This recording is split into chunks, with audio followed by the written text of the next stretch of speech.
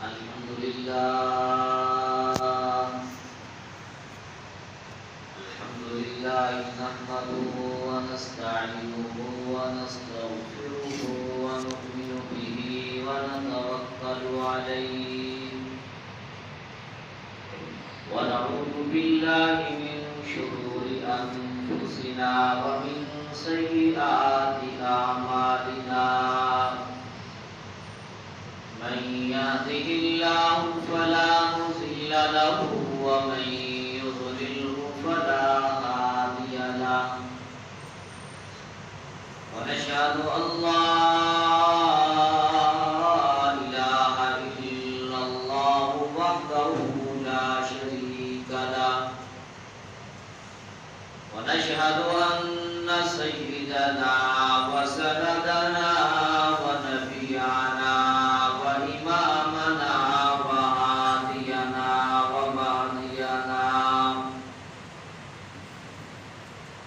وإمامنا ومعصومنا ومقدومنا ومشهودنا ومطلوبنا محمدا عبده ورسوله أما بعد فأعوذ بالله من الشيطان الرجيم بسم الله الرحمن الرحيم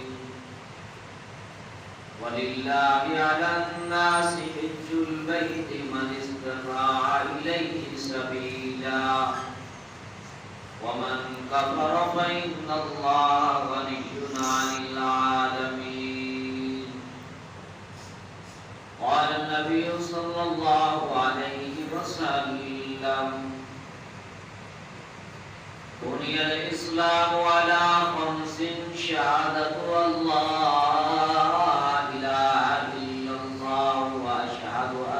محمد رسول الله وإقام الصلاة وإيتاء الزكاة وصوم رمضان والحج صدق الله وصدق رسوله النبي الكريم الأمين ونحن على ذلك لمن الشاهدين والشاكرين والحمد لله رب العالمين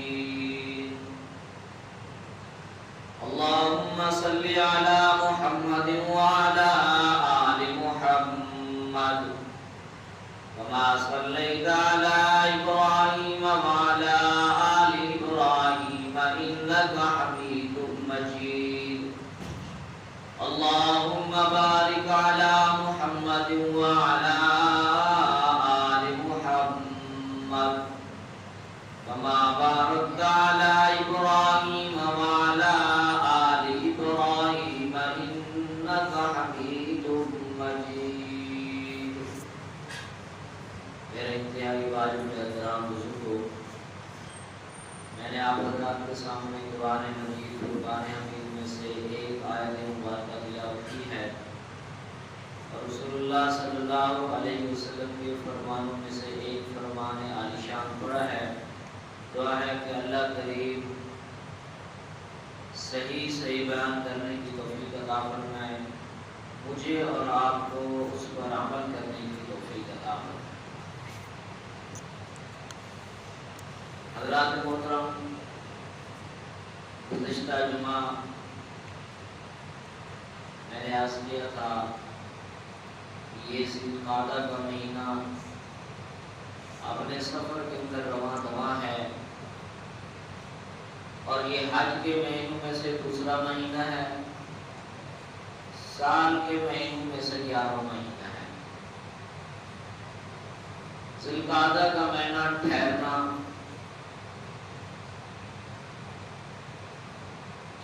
اس لیے کیا گیا ہے کہ اس مہینے کے اندر مسلمان جو کفار لوگ تھے وہ بھی جنگ، لڑائی، جھگڑے، اسلحہ کو رکھ کے بیٹھ جاتے، اس لیے پھر اس مہینے کا نام تجویز زغمادہ یعنی بیٹھنے والا رکھا گیا. اور بعض لوگ ایسے تھے ایمان و شرافت والے، عقیدت و محبت والے،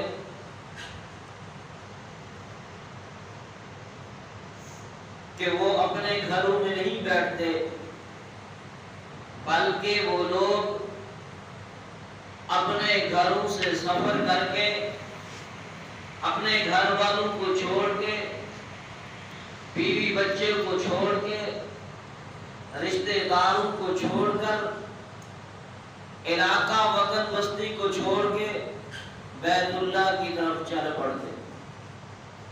وہ کہتے کہ ہم نے بیٹھنا ہے وہاں جا کے بیٹھے جہاں ہمارے لیے الہ العالمین کی طرف سے انعام ہے، انعامات کی بارش ہو رہی ہے، وہاں جا کے بیٹھے. تو پھر وہ لوگ اپنے وطن کو خیرباد کرنے کے بعد کہاں بیت اللہ کی طرف روانہ ہو جاتے. جب وہاں پہنچ جاتے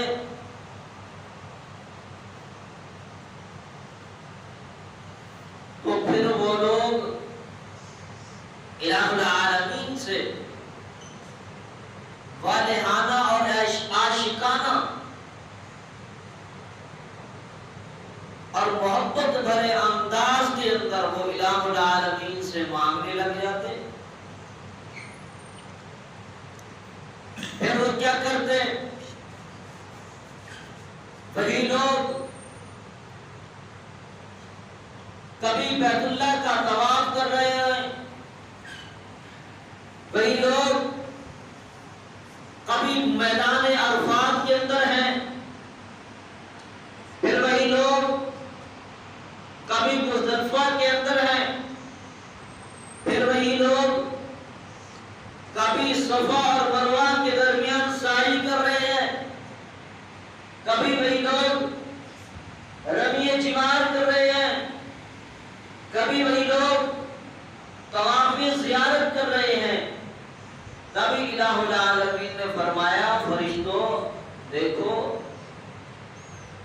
آپ کو یہ کہنا کہ یا اللہ یہ کیسے لوگ ہیں؟ فرمایا کہ یہ وہ لوگ ہیں کہ جو کام یہ کر رہے ہیں تم نہیں کر سکتے. الہ العالمین فرماتے ہیں دیکھو میرے بندوں کو کس طرح محبوبانہ انداز کے اندر دوڑے لگا رہے ہیں، کس طرح محبوبانہ انداز کے اندر، عاشقانہ انداز کے اندر دوڑ رہے ہیں، کس طرح عاشقانہ انداز کے اندر شیطان کو کنکریاں مار رہے ہیں اور کیا کہہ رہے ہیں لبیک اللہم لبیک یا اللہ ہم حاضر ہیں، یا اللہ ہم حاضر ہیں. جب یہی لوگ بیت اللہ کا طواف کرنے لگے، حضور علیہ السلام سے جو ہم بات سنی، ایمان والے لوگ جب بیت اللہ کی زیارت کرنے لگے تو کچھ لوگ ان میں ایسے تھے دیکھو جی یہ بڑے محمد عربی صلی اللہ علیہ وسلم کو ماننے والے ہیں، ہماری عقل نہیں مانتی، یہ ایک مقام کے ارد گرد چکر لگا رہے ہیں. ویسے یہ لوگ ہمیں کہتے ہیں تم ایک اللہ کی عبادت کرو، بجائے ہم تو بتوں کے سامنے سجدہ کرتے ہیں، ہم بتوں کے ارد گرد گھوما کرتے ہیں، ان کو دیکھو یہ کو مکان کا طواف کر رہے ہیں، مکان کے ارد گرد گھوم رہے ہیں. مسلمان ایمان والے پریشان ہوئے، دیکھو ان کی باتیں کیسی ہیں.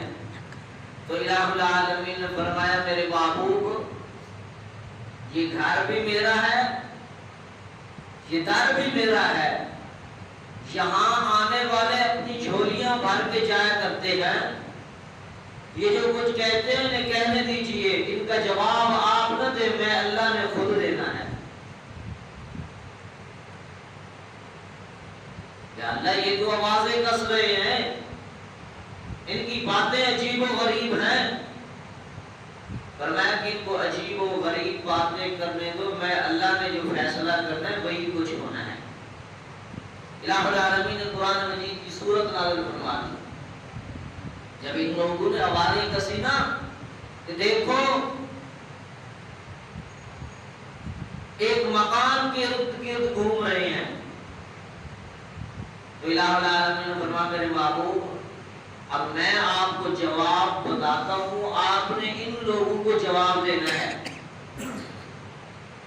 بسم اللہ الرحمن الرحیم لإیلاف قریش ایلافہم رحلۃ الشتاء والصیف فلیعبدوا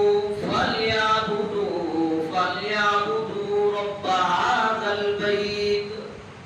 تم کہتے ہو کہ اس مکان کی، اس کمرے کی عبادت کر رہے ہیں، نہ اس گھر کی عبادت کر رہے ہیں، نہ فلیعبدوا رب ھذا البیت، تمہارے نزدیک تو یہ ایک مکان ہے، فلیعبدوا رب ھذا البیت، ہمارے نزدیک یہ اللہ کا گھر ہے۔ فَلْيَعْبُدُوا رَبَّ هَذَا الْبَيْتِ، اور اسی گھر کے اندر الہ العالمین کی رحمتیں ٹھاٹا مار کے آ رہی ہے۔ جو بندہ اس مکان کے ارد گرد گھومتا ہے، اللہ فرماتے ہیں میرے محبوب ان کو بتا دو، جو اس مکان کے چکر لگاتا ہے، بیت اللہ کا طواف کرتا ہے، فَلْيَعْبُدُوا رَبَّ هَذَا الْبَيْتِ، جو میرے گھر کا طواف کرتا ہے، میں اللہ اس بندے کے لیے 120 رحمتیں نازل فرما دیتا ہوں۔ 60 رحمتیں وہ ہیں جو آدمی طواف کر رہا ہے اس کے اوپر الہ العالمین کی رحمت کی بارش برس رہی ہے۔ 60 رحمت۔ فَلْيَعْبُدُوا رَبَّ هَذَا الْبَيْتِ، 60 رحمتیں تو وہ ہیں جو اس بندے کے اوپر آ رہی ہیں جو بندہ بیت اللہ کا طواف کرتا ہے۔ 40 رحمتیں وہ ہیں جو لوگ وہاں بیت اللہ کے اندر نماز پڑھ رہے ہیں۔ فرمایا کہ میرے محبوب نہیں اس گھر کو خالی نہیں سمجھنا، فَلْيَعْبُدُوا رَبَّ هَذَا الْبَيْتِ، یہ میں اللہ کا گھر ہے۔ 120 رحمتیں یہاں نازل ہو رہی ہیں، 60 رحمتیں ان لوگوں پر ہیں جو لوگ اس کا طواف کر رہے ہیں، اور 40 ان لوگوں کے لیے جو وہاں نماز پڑھ رہے ہیں، اور 20 ان لوگوں کے لیے جو لوگ صرف بیت اللہ کو دیکھ رہے ہیں۔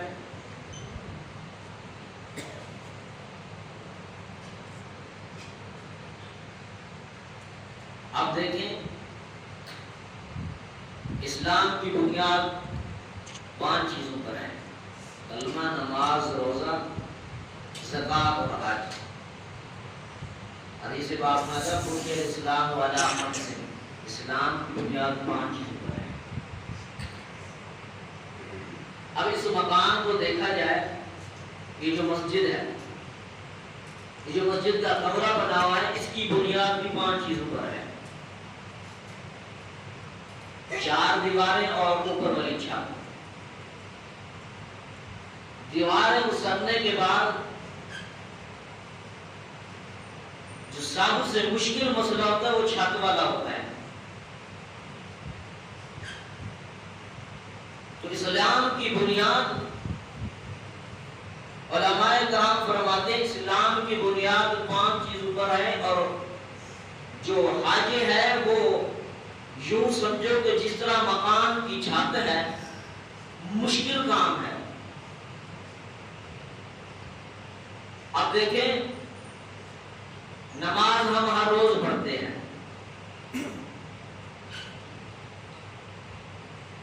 زکوٰۃ بھی ادا کرتے ہیں، مختصر کام ہے۔ روزہ مہینے سال کے اندر روزے پورا مہینہ رکھتے ہیں، بلکہ ہر مہینے کے 3 روزے بھی لوگ رکھتے ہیں، یعنی ان کی دوڑائی ہوتی رہتی ہے۔ یہ حج کے مناسک اور حج کے اعمال ایسے ہیں، ایک عام آدمی تو پڑھے لکھے آدمی کے بس کی بات نہیں ہے، جب وہ جائے گا سب سے پہلے وہ مناسک حج سیکھے گا. جب مناسک حج سیکھے گا پھر جا کے بیت اللہ کا طواف کرے گا، پھر جا کے حجر اسود کو بوسہ دے گا، پھر جا کے مقام ابراہیم پر نوافل ادا کرے گا. اور یہ باتیں ایسی ہیں جو یاد کرتے کرتے ہی بھول جاتی ہیں. اس لیے فرمایا کہ اسلام کی بنیاد 5 چیزوں پر، اور ان 5 چیزوں میں سے سب سے مشکل حج جو آخر میں ہے. اور مقام کیا ہوتا ہے وہاں، کیسی عظمت. جانے کو لوگ جایا کرتے ہیں،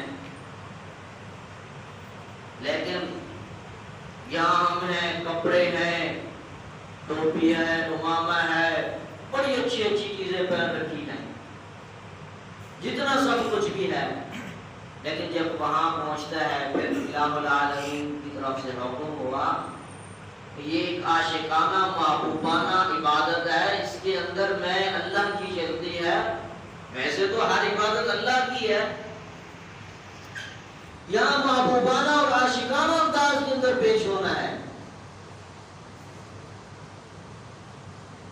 وہ کیسے؟ گھر سے نکلا، اپنے میقات پر پہنچا، اچھے سے اچھے کپڑے اسے اتارنے پڑے، کفن نما 2 چادریں، ایک چادر کا تہبند باندھا اور دوسری چادر سے اپنے جسم کو ڈھانپ لیا.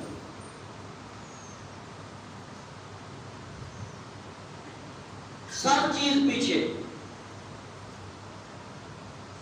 اچھے کپڑے، اچھی ٹوپی، اچھے جوتے، یعنی بالکل انسان کفن کی شکل اختیار کر کے وہاں پہنچ جاتا ہے. جب وہاں پہنچتا ہے طواف کرتا ہے، حجر اسود کو بوسہ دیتا ہے، پھر وہاں جب مقام ابراہیم پر جاتا ہے تو نفل ادا کرتا ہے. تو یہ مقام ابراہیم پر نوافل ادا کرنا، حجر اسود کو بوسہ دینا، بیت اللہ کا طواف کرنا، اصل کے اندر یہ سیدنا ابراہیم علیہ السلام اور سیدنا اسماعیل علیہ السلام کی محبت بھرا انداز ہے. الہ العالمین نے اپنے پیاروں کی اداؤں کو اتنا پسند فرمایا کہ پوری دنیا کے اوپر اسے فرض کرا دیا.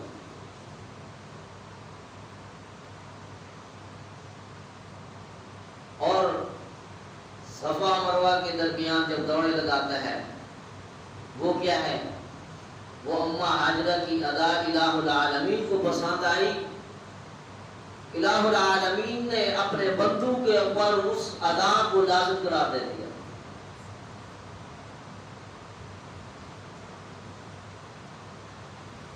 جب بندہ جاتا ہے نا، سیدنا حضرت عمر رضی اللہ تعالیٰ عنہ جب گئے نا، حجر اسود کا بوسہ دیا، بوسہ لینے کے بعد حجر اسود کو مخاطب ہو کے کہتے ہیں اِنَّكَ حَجْرٌ لَا تَنْفَعُ وَلَا تَضُرُّ. میں جانتا ہوں تو ایک پتھر ہے، یہ نہیں سمجھنا کہ میں تجھے بوسے کیوں دے رہا ہوں. اِنَّكَ حَجْرٌ لَا تَنْفَعُ وَلَا تَضُرُّ. میں تجھے بوسہ اس لیے دیتا ہوں، مانتا ہوں کہ تو عظمت والا ہے، بڑے مقام و مرتبے والا ہے. میں تجھے بوسہ اس لیے دیتا ہوں کہ میرے محبوب دو عالم نے تجھے بوسہ دیا ہے. میں اپنے محبوب کی مان کے تجھے بوسہ نہیں تو شکل و صورت کے اندر تم ایک پتھر ہے. ذہن نہیں مانتا تو تسلیم نہیں کرتی کہ پتھروں کو بھی بوسہ دیا کرتے ہیں، لیکن نہیں فرمایا کہ میں تجھے بوسہ اس لیے دیتا ہوں کہ میرے محبوب نے تجھے بوسہ دیا ہے.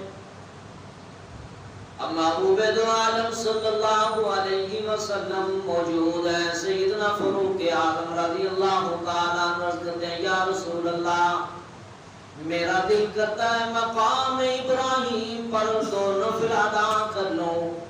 محبوب دو عالم خاموش ہے. عمر میں محمد اتنا تک نہیں بول سکتا جب تک میرے اللہ کا پیغام نہ آئے. محبوب خاموش ہے. اللہ کا قرآن کیا کہتا ہے وَاتَّخِذُوا مِن مَّقَامِ إِبْرَاهِيمَ مُصَلًّى. میرے محبوب آج کے بعد اس جگہ پہ 2 رکعت نفل پڑھنی ہوگی. میں اللہ کا حکم ہے. عمر نے یہاں زمین پہ بات کی. الہ العالمین نے عرش شریف پہ قرآن نازل کر دیا. فرمایا کہ یہ عاشقانہ انداز ہے. سیدنا فاروق اعظم رضی اللہ تعالیٰ عنہ میرے محبوب کے پیچھے پیچھے چلنے جا رہے ہیں. جو انداز میرے محبوب اختیار کرتے ہیں، جو کام میرے محبوب کرتے ہیں، وہی کام فاروق اعظم بھی کرتے ہیں. آخر میں کیا کہتے ہیں کہ لبیک اللہم لبیک، یا اللہ میں حاضر ہوں اپنے محبوب کے ساتھ. یہ لبیک اللہم لبیک کے الفاظ صرف سیدنا عمر فاروق نے نہیں کہے بلکہ حضور علیہ السلام نے نہیں کہے. جب سے بیت اللہ بنا ہے جتنے نبی آتے رہے سب نبیوں نے یہی کلمہ پڑھا ہے جب بیت اللہ کا طواف کیا.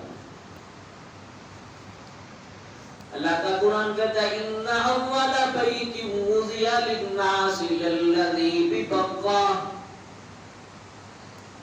جب سے یہ بنا ہے ان اول بیت وضع للناس للذی ببقا، فرمایا کہ اس گھر کی بنیاد الہ العالمین فرشتوں سے رکھوائی. فرشتوں کی بنیاد رکھنے کے بعد یہ ختم ہو گیا. پھر حضرت آدم علیہ السلام آئے، اپنی وقت و وسعت و طاقت کے مطابق اس گھر کی تعمیر کی. پھر یہ ختم ہو گیا. اللہ فرماتے ہیں ان اول بیت وضع للناس للذی ببقا. جب اس گھر کی بنیاد رکھی، اس گھر کی بنیاد رکھنے کے بعد جو بھی آتا ہے وہی کہتا ہے لبیک اللہم لبیک، اللہ میں حاضر. کوئی شریک نہیں تیرا، تو وحدہ لا شریک ہے. اب جب اس انداز کے اندر آدمی طواف کر رہا ہوتا ہے، سارے کام کر رہا ہوتا ہے، ان کاموں کو کرنے کے بعد اپنے مقام پہ جب پہنچتا ہے، مقام پر پہنچنے کے بعد الہ العالمین فرماتے ہیں میرے محبوب اب ان کو ایک پیغام دو. ساری زندگی گناہ کرتے رہے، اب یہاں پہنچنے کے بعد تم نے پکی توبہ کر لی.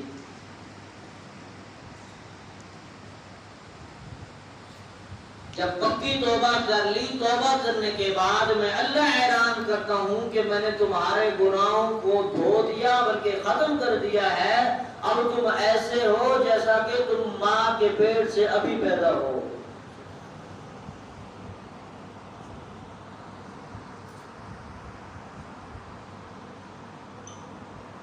میں نے پچھلے جمعے بھی عرض کیا تھا حج کے واجب ہونے کی شرائط اور حج کے فرائض بیان کیے تھے. اب حج کے واجبات بیان کرتے ہیں. ہم فضائل تو سنتے ہیں لیکن ہمیں جو عبادت ہے اس کے فضائل سننے کے بعد اس کے متعلقہ مسائل کا بھی علم ہونا چاہیے. کیا تھا؟ حج کے فرائض 3 تھے نہیں بلکہ 3 ہیں. ان کے اندر احرام یعنی دل سے نیت کرنا اور لبیک کے کلمات کہنا، یہ بھی فرض ہے۔ وقوف عرفہ یعنی 9 ذی الحج کی زوال آفتاب سے لے کر 10 ذی الحج کی صبح صادق تک مقام عرفات میں ٹھہرنا، چاہے ایک لحظہ ہی کیوں نہ ہو۔ طواف زیارت جو 10ویں ذی الحج کی صبح سے لے کر 12ویں ذی الحج تک سر کے بال منڈوانے کے بعد کیا جاتا ہے، یہ ہے حج کی فرائض۔ اور اس کے بعد ہے حج کے واجبات۔ سب سے پہلے نمبر 1، مزدلفہ میں وقوف کے وقت یعنی صبح صادق کے بعد ٹھہرنا، اگرچہ ایک لحظہ ہی کیوں نہ ہو۔ اگر آدمی ٹھہر نہیں سکتا تو اس راستے سے گزرا، مزدلفہ کے راستے سے گزرا، پھر بھی اس کا وقوف ہو جائے گا، اور اس کے بعد صفا اور مروہ کے درمیان سعی کرنا یعنی دوڑے لگانا، رمیے چمار یعنی شیطان کو کنکریاں مارنا، شیطان کو کنکریاں مارنا، تمتع اور قران کے شکرانے کا دم ادا کرنا۔